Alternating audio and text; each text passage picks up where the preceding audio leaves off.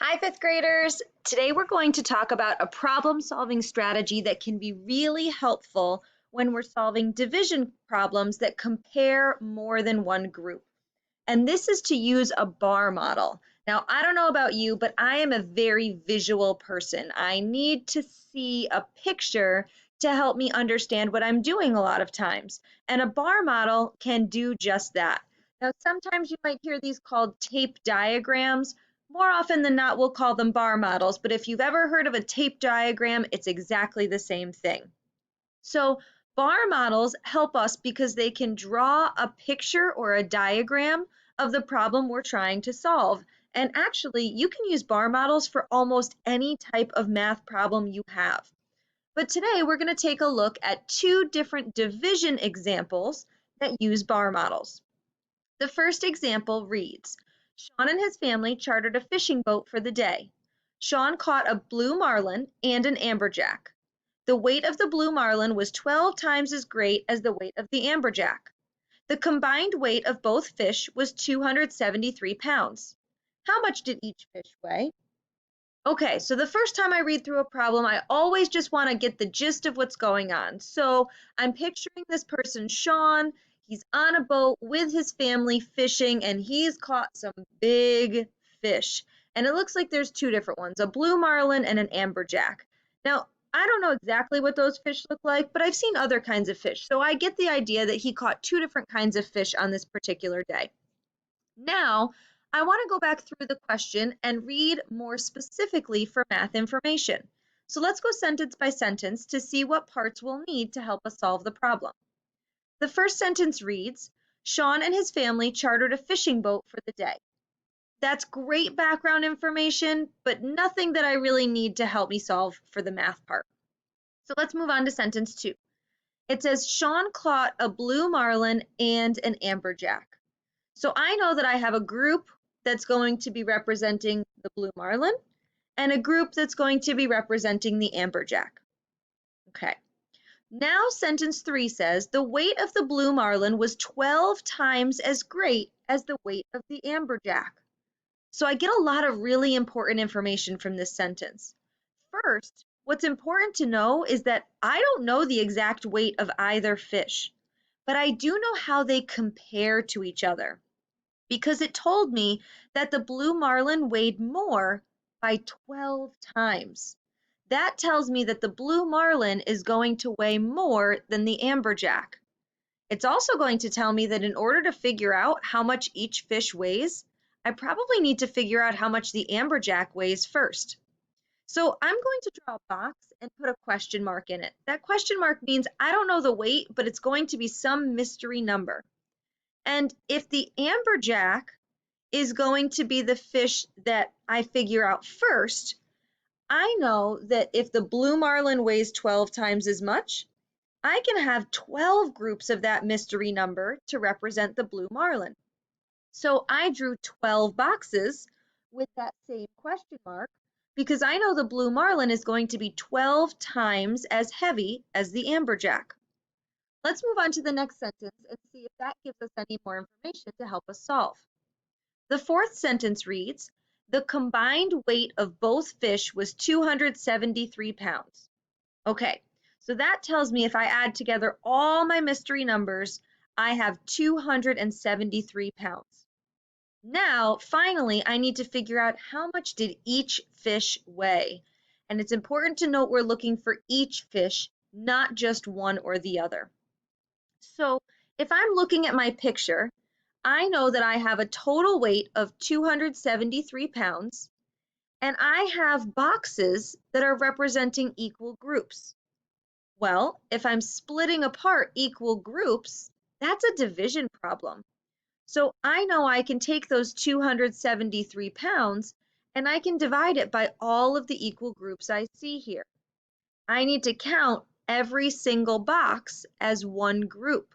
So that means total, I'm splitting apart those 273 pounds among 13 boxes. The 12 boxes for the blue marlin and the 1 box for the amberjack.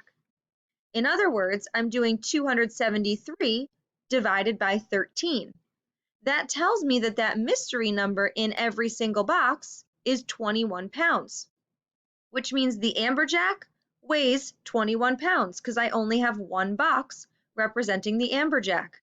But in order to figure out the blue marlin's weight, I have to do 21 12 times, which would give me a total of 252 pounds. So when I have a question like this that compares 2 or 3 different groups, I can use a bar model to help me solve. Let's take a look at one more example to help get a clearer picture of how to use this strategy. This question says, Eric and Stephanie took their younger sister Melissa to pick apples. Eric picked 4 times as many apples as Melissa. Stephanie picked 6 times as many apples as Melissa. And the siblings picked 165 apples together. How many apples did Stephanie pick? Okay, so getting my background mental movie of this one is super easy because I went apple picking with my family almost every year when I was growing up. So I can totally picture these 3 siblings going apple picking, climbing the ladders, maybe taking a bite out of an apple as they walk down the rows of the orchard. I've got this mental movie really, really solid. Now let's go through line by line to find the math information.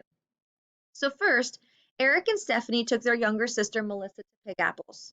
That tells me there's 3 people in this story problem. I'm going to file that away, but most of that particular sentence is just background information. The next sentence reads, Eric picked 4 times as many apples as Melissa. Okay, so I'm starting to get the sense this is going to be one of those comparison problems because I don't know how many apples Eric or Melissa picked, but it's telling me that Eric picked 4 times as many. So I'm going to write down the 3 siblings' names and start to get ready to use that bar model to help me figure out the missing pieces. The third sentence reads, Stephanie picked 6 times as many apples as Melissa. Now I'm feeling really confident that this is a comparison question because I still don't know how many apples Melissa picked, and now I don't know how many apples Stephanie picked either. But I do know that I need to compare Eric and Stephanie each to Melissa. So Melissa is going to be the sibling that gets the box with the mystery number.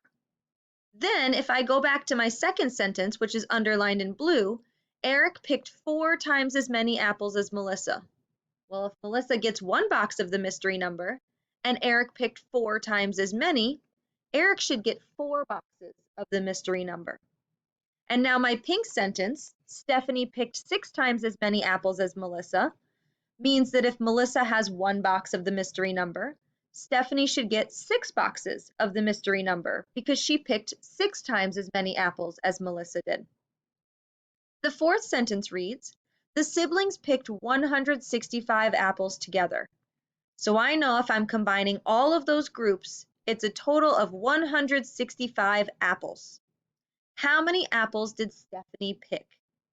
And it's important this time to note we're looking for Stephanie. So we're not worried about how many Eric or Melissa picked. We want to solve at the end for how many apples Stephanie picked.